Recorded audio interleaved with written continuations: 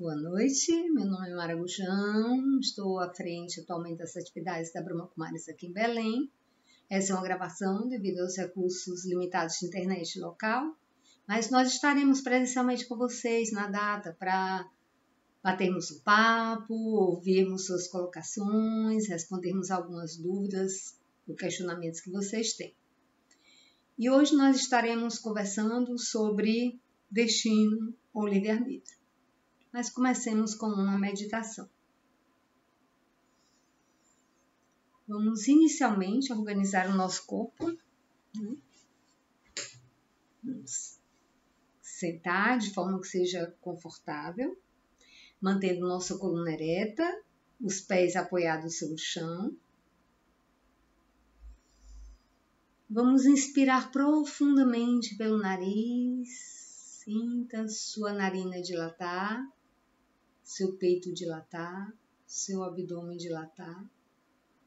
E aos poucos vai expirando suavemente pela boca, sentindo todo o seu corpo relaxar.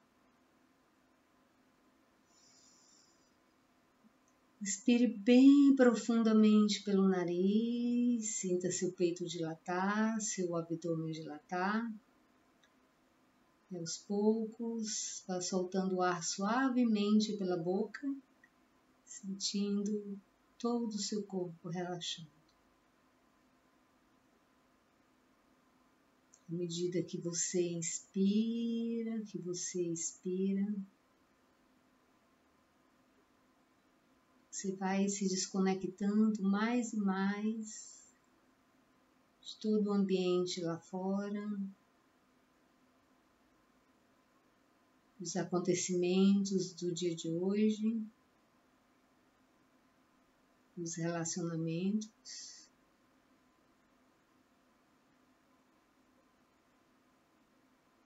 As questões com seu próprio corpo, a sua própria história de vida.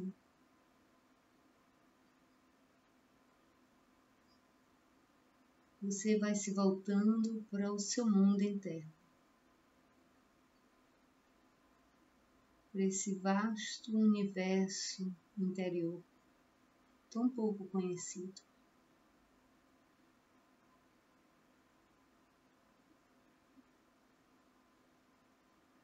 Quem sou eu?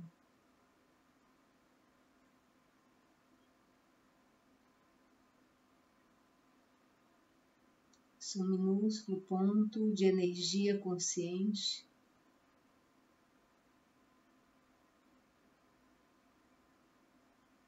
a vida, o habitante desse corpo.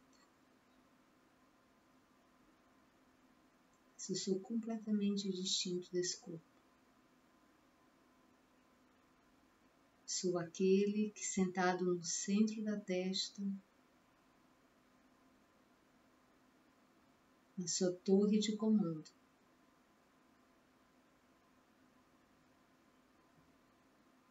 comanda todos os órgãos dos sentidos, todos os seus órgãos internos, a sua mente, seu intelecto, seus sanskaras.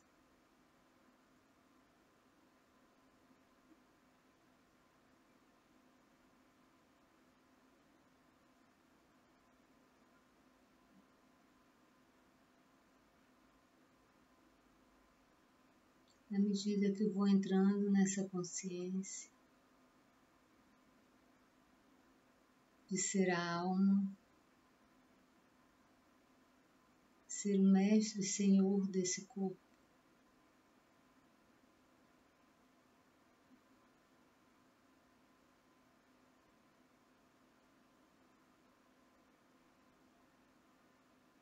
começo uma postura de ser observador. Eu, a alma, ocupo esse corpo, desempenho esse papel Eu não sou papel. E aqui da minha torre de comando, eu observo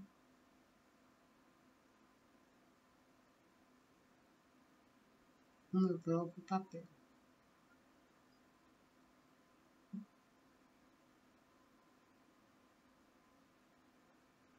Como se o filme da minha vida fosse se desenrolando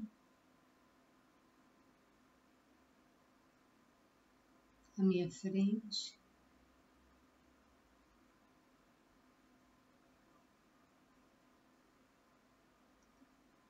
E eu simplesmente observo. Sem julgamentos,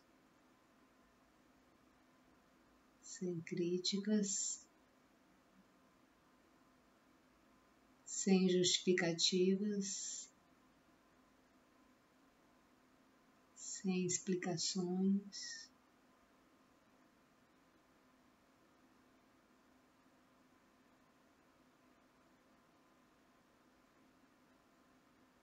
Eu apenas observo.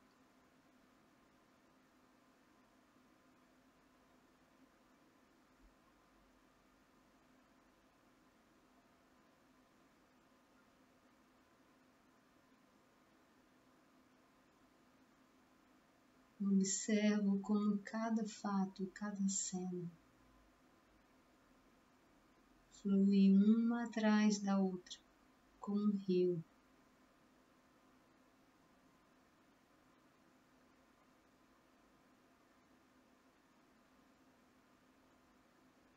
Como um rio, horas, as águas da minha vida estão calmas, tranquilas, limpas, transparentes. Consigo ver e entender através delas. Mas às vezes esse rio se torna tumultuoso.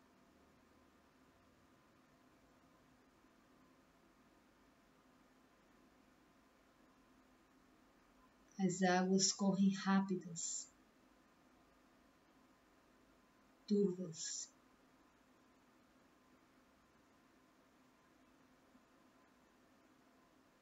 Mas eu apenas observo.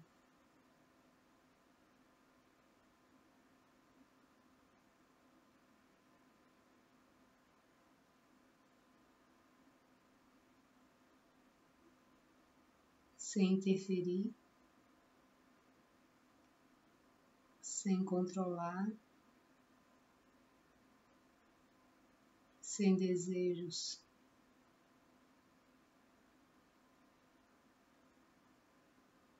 Um observador.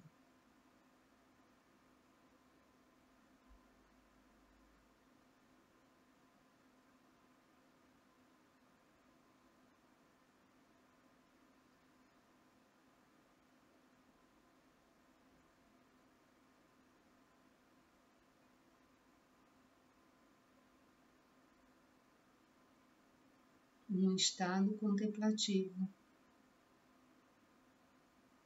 contemplando sua própria vida.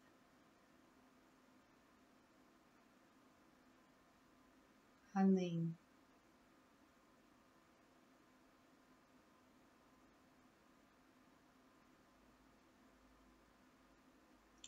de todas as turbulências,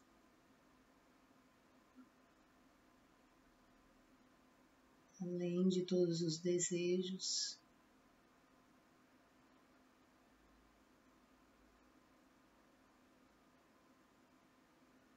além de todas as influências,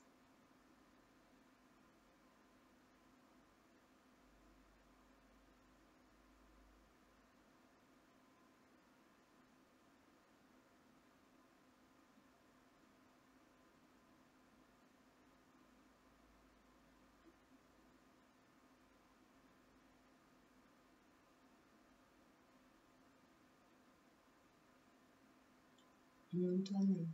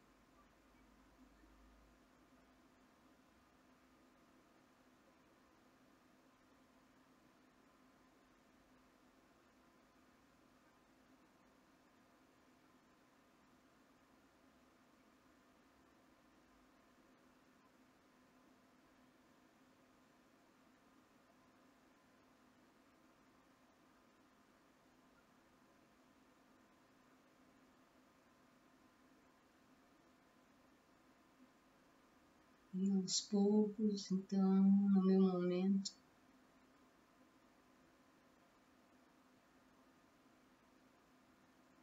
no meu ritmo, posso ir retornando dessa jornada.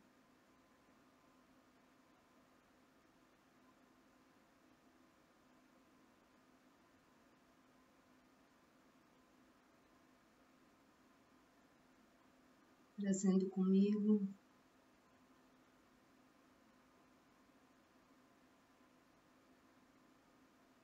essa paz,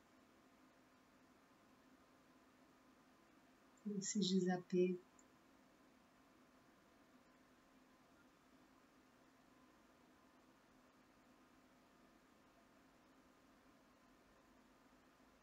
Esse estar além de tudo e de todos. Completamente além.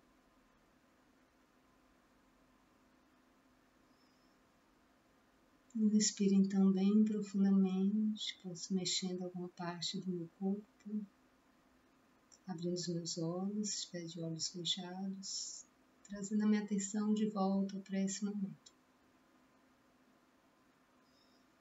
Então, no Shanti, vamos então bater um papo um pouco, né, sobre esse nosso tema, o destino ou livre-arbítrio. Será que quando eu nasci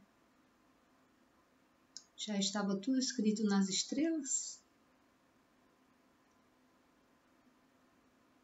Ou será que eu tenho algum controle sobre o que acontece na minha vida? Ou eu tenho um controle total? O que vocês pensam?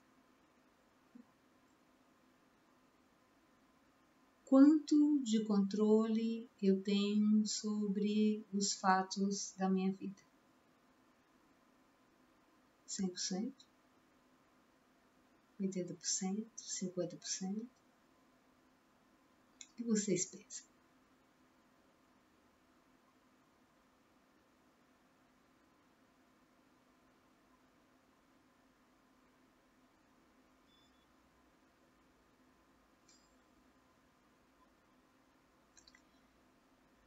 Na Índia, quando as crianças nascem, né, eles fazem um mapa de cada criança.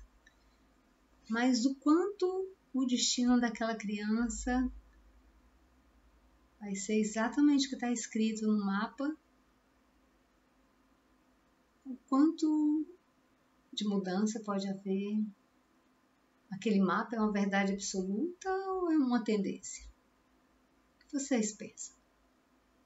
Porque mesmo aqui no Ocidente, né, quantos de nós já usou desse recurso de fazer um mapa, né, de algum recurso para saber o que vai acontecer no futuro, né?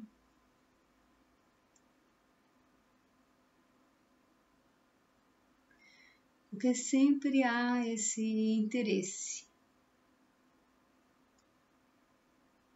de controle, essa necessidade de antecipar as coisas, como se na antecipação houvesse uma possibilidade de prevenção e de controle. Muitas vezes talvez seja essa necessidade dessa antecipação dos fatos, essa necessidade de controle, esteja aumentando tanto o índice de ansiedade das pessoas no mundo.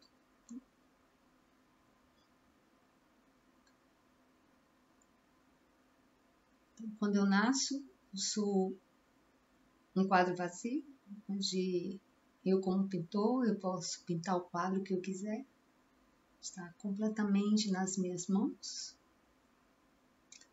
Ou será que tem algo mais? Às vezes as pessoas acham, né, que Deus tem o controle de tudo, então é Ele que está determinando tudo o que acontece na minha vida. Então, quanto há de verdade em cada uma dessas coisas? A gente vive num mundo dual, vamos dizer assim, onde parece que as realidades, elas, ao invés de se complementar, elas se confrontam. Então, há um confronto entre o certo e o errado, há um confronto entre o bom e o ruim, há um confronto entre coisas que parecem, para mim, antagônicas. Então, é como se houvesse um confronto entre destino e livre-arbítrio. Mas até onde realmente há esse confronto? Ou até onde essas ideias são complementares e elas acontecem? Né? O livre-arbítrio existe e o destino também existe. O que vocês pensam sobre isso?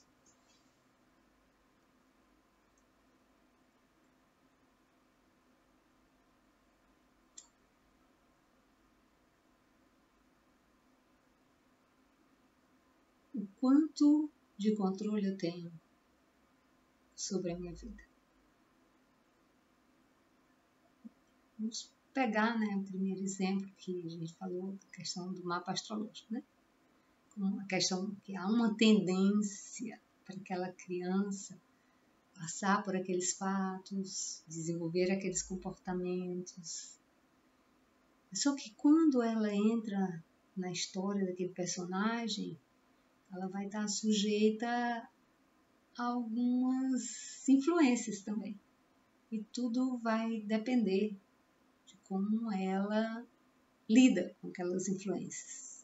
Que destino ela vai dar àquelas influências? Então, a primeira coisa que a gente observa na vida, que o mais importante não é o que está acontecendo no nosso entorno, o mais importante não é o impacto que as coisas estão tendo em mim, mas o mais importante é que destino eu estou dando aquilo, o que eu estou fazendo, o que está acontecendo no meu entorno, na minha vida, com as influências que eu estou sofrendo.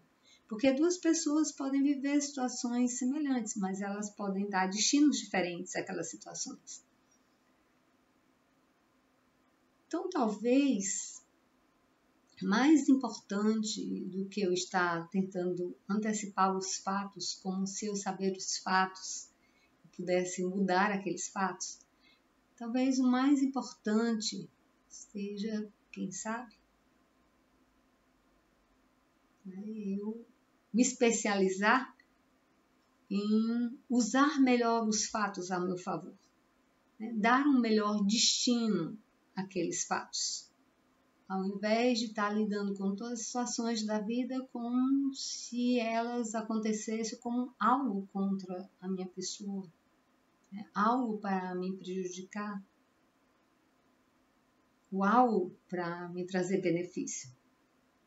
Que as coisas, se vão causar benefício ou prejuízo, na realidade é uma escolha que eu vou fazer. Esse é um dos grandes livre-arbítrios que nós temos. É o que nós fazemos com cada coisa, com cada situação, com cada desafio que a gente enfrenta na nossa vida. Então, a gente pode pensar sobre isso. De que forma, que destino, olhando como a gente fez, como esse observador desapegado, olhando para a minha história, como eu destinei cada coisa, o que eu fiz. Uma coisa acontece para alguém, pode virar um trauma, um bloqueio, mas para outra pessoa ela pode dar um outro destino aqui. Então a gente vê que as coisas, elas não têm, vamos dizer assim, não tem um rótulo que elas venham com elas. Elas nem são boas, nem são ruins. A leitura é o destino que eu dou aquilo, que vai tornar aquilo bom ou aquilo ruim. E a questão do livre-arbítrio, ou a questão do destino, passa pela questão das minhas escolhas. Quanto realmente eu me quero, eu me entendo, eu aceito, eu me responsabilizo pela sequência que acontece após as escolhas que eu faço. Estava ouvindo uma aula da Shivani, que é uma professora da Brahma Kumaris da Índia, muito conhecida, e ela deu um exemplo assim, bem simples, sabe? Ela disse, olha, essa mesa aqui está na minha frente. Aí vamos supor, eu me levanto, eu tropeço na mesa, tem um acidente grave. Aí eu vou ocupar a mesa.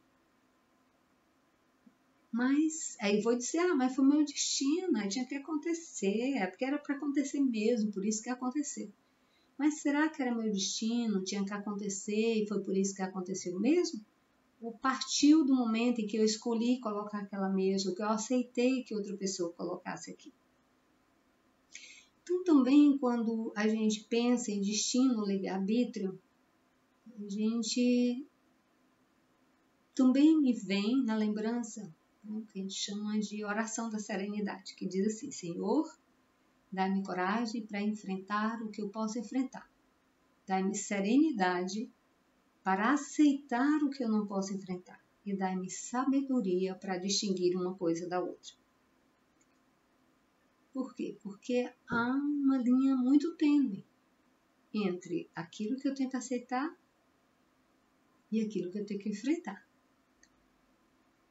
E o que vai definir a questão do meu sucesso ou não, das coisas transcorrerem na direção que eu quero ou não, é a minha capacidade de ser uma pessoa sábia, de olhar e de compreender se eu tenho que enfrentar ou se eu tenho que simplesmente aceitar, ao invés de estar gastando a minha energia que poderia estar sendo empregada para outra coisa, como por exemplo, para arranjar uma solução para aquilo, para dar um melhor destino para aquilo. Mas se eu estou gastando minha energia para confrontar aquilo, né, para, assim, brecar aquilo, para controlar aquilo, que energia eu vou ter para solucionar aquilo, por exemplo? Para isso, né, para que a gente realmente consiga distinguir, porque é uma linha muito tênue. Nós achamos que esse universo ele é feito de coisas duais que se confrontam, mas na realidade é uma mesma coisa, que ela pode se apresentar dessa forma ou dessa forma. Só que a linha de divisão de quando você está de um lado ou do outro é uma linha muito tênue. Às vezes você atravessa a fronteira e você não percebe. Então, a linha entre o certo e o errado é uma linha tênue. A linha entre o bom e o ruim é uma linha tênue. A linha entre se eu tenho que aceitar ou se eu tenho que enfrentar é uma linha tênue. Então, eu preciso ter sabedoria. Sabedoria. E a sabedoria está relacionada ao nosso intelecto. A nós termos, como nós dizemos na Brahma Kumaris, um intelecto divino. O que é um intelecto divino? Né? A gente estava trabalhando essa questão das coisas que parecem se opor. Então, diz assim, que o intelecto divino é um intelecto que é diferente do intelecto de pedra. Por exemplo, né? O que é um intelecto de pedra? Pedra é aquilo que não absorve nada, que é duro, né? Não entra nada. Né? Mas também, né, é dito que conhecimento é como a água.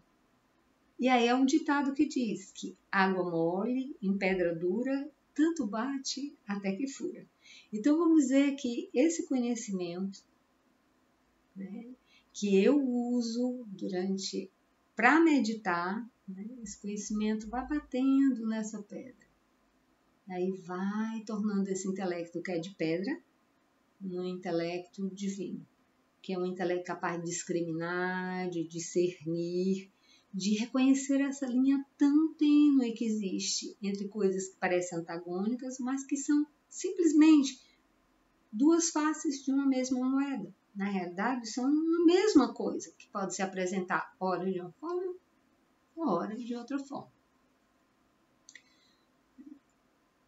Então, agora a gente vai olhar essa questão do destino do livre-arbítrio, assim, com esse olhar unificado, vamos dizer. Não como se fossem coisas diferentes. São a mesma coisa. Não é que é uma coisa ou outra. É que é uma coisa e também é a outra coisa também. Então, tem horas que acontecem situações na nossa frente que você tenta tenta, e aquilo não se move. Então, o que é que a gente pode aprender? Que aquilo é uma situação para eu aceitar. E aí, se eu tenho que aceitar, eu aceito, mas eu vou ter que fazer uma releitura daquilo para conseguir aceitar. Eu vou ter que dar um destino para aquilo, de forma que aquilo se torne uma coisa positiva para a minha vida.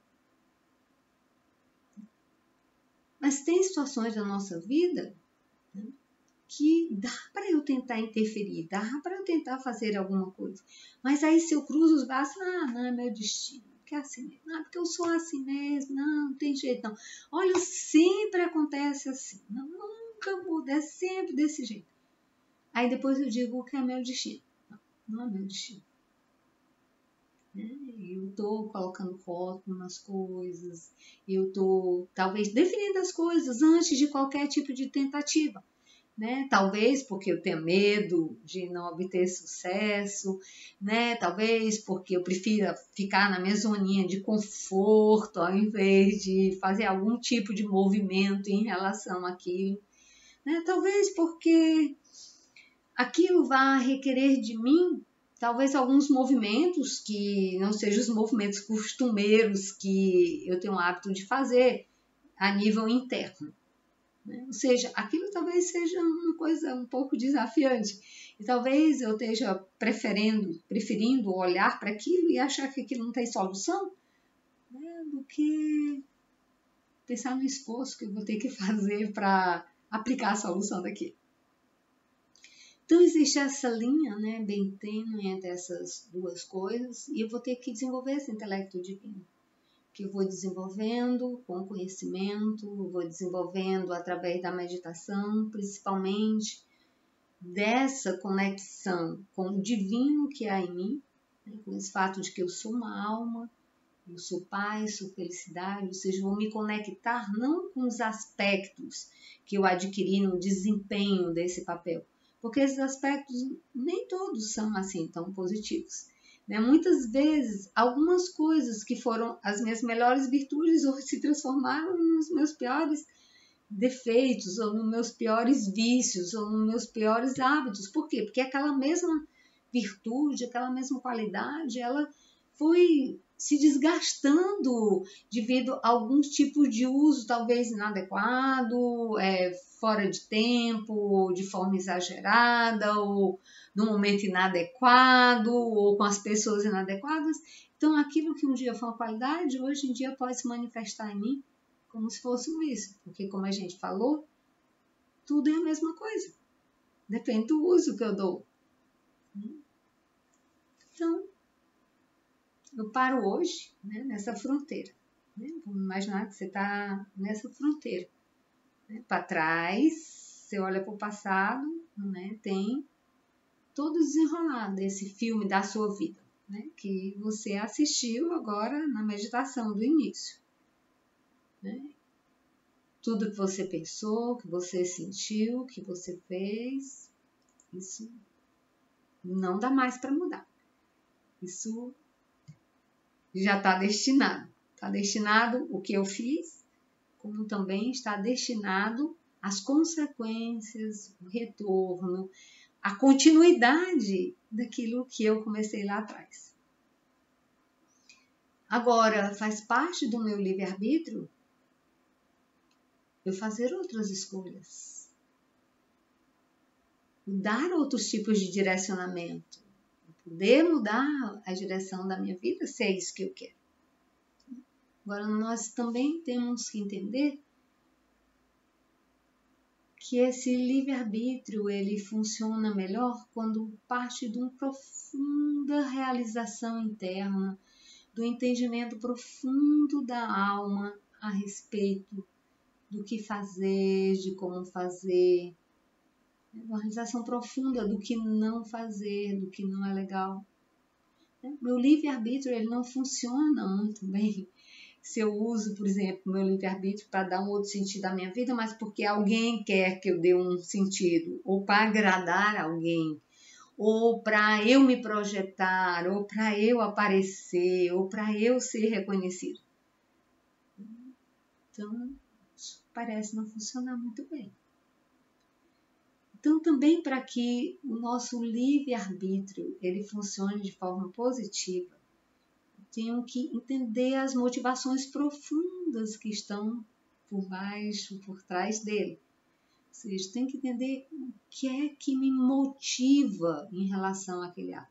Porque mais importante do que o pensamento em si, do que a palavra em si, do que o ato em si, é a motivação que está por trás daquele ato.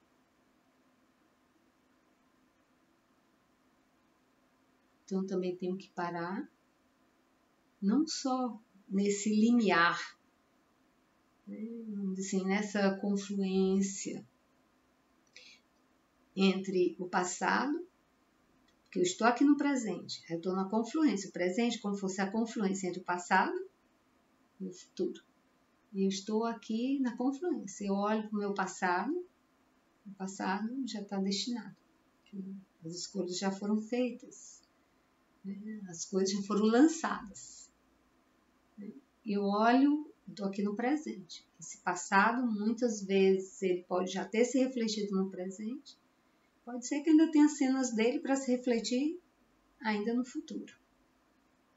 E eu tenho que aceitar isso. Tenho que aceitar que não foi outra pessoa que criou isso. Que isso não é culpa do meu marido, do meu filho, do papagaio do vizinho. Mas isso fez parte das minhas escolhas.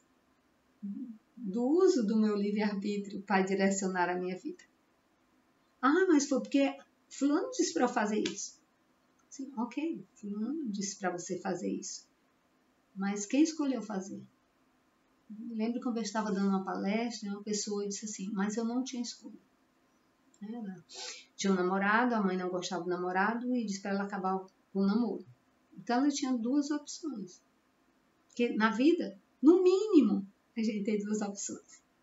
Ela tinha a opção de agradar a mãe e acabar o namoro, ou desagradar a mãe e continuar com o namorado. Mas ela fez a opção de acabar o namoro.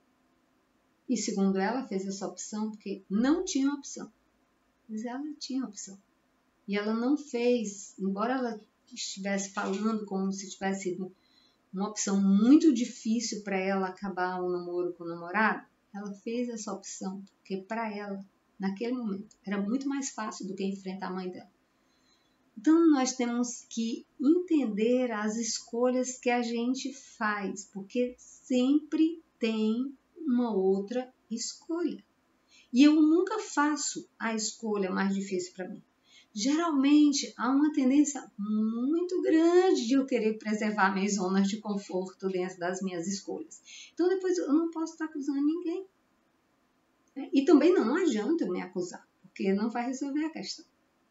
O que adianta é eu seguir em frente e fazer novas escolhas para o futuro.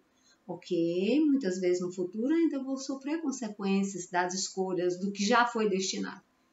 Mas eu posso estar usando meu livre-arbítrio, se eu entendo, se eu aceito, se eu compreendo, se eu assumo a responsabilidade pela minha vida, com certeza o meu livre-arbítrio vai ser muito mais bem utilizado. Que é uma outra coisa necessária, além de eu entender que esse livre-arbítrio eu tenho que observar a motivação profunda que está por trás, eu também tenho que assumir a completa responsabilidade pelo meu livre-arbítrio, pelas escolhas que eu faço. Que eu fiz e agora vem um retorno, ok, um chante, né? Tudo bem, eu aceito, né? Não achei legal esse retorno. Então agora, como é que eu posso fazer para não ter mais esse tipo de retorno no futuro?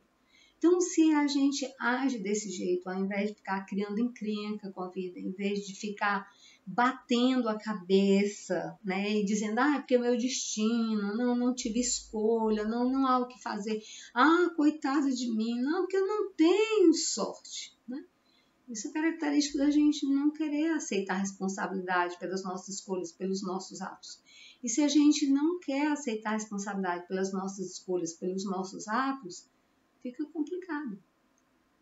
Porque quem vai estar com o nosso destino na mão Não sou eu. Vão ser as outras pessoas. As outras pessoas, elas vão estar usando o arbítrio delas em cima da minha vida. E aí eu vou perder meu livre-arbítrio. Então, essa questão de destino ou livre-arbítrio está relacionada também a quem manda na minha vida. Quem está no controle da minha vida. Não porque posso ser eu, pode ser mais alguém, ou pode ser as situações, pode ser as circunstâncias, pode ser porque choveu, mas também quem está no controle da minha vida no sentido mais profundo. Quem está no controle da minha vida? Sou eu, Amara, esse personagem, que é temporário, que é perecível, que tem coisas positivas, mas que também na sua trajetória teve algumas coisas que não lidou muito bem, adquiriu alguns hábitos, algumas tendências não assim tão positivas. Ou sou eu, alma, esse ser eterno, perfeito, filho da autoridade todo-poderosa desse universo. Alguém que tem todos os poderes. Quem está no comando? Alguém vazio, sem poder, perecível, influenciável, ou eu, a alma, forte, poderosa, com todas as qualificações para lidar com qualquer situação da vida. Quem está no controle? Então, para eu entender essa questão do destino, do livre-arbítrio, se eu quero construir um futuro diferente para mim, eu tenho que não só me perguntar, mas que a cada passo da minha vida, prestar atenção a quem está no comando. Sou eu a alma? Ou se é esse personagem, né, que eu represento. Então, eu acho que nós podemos dar uma parada por aqui.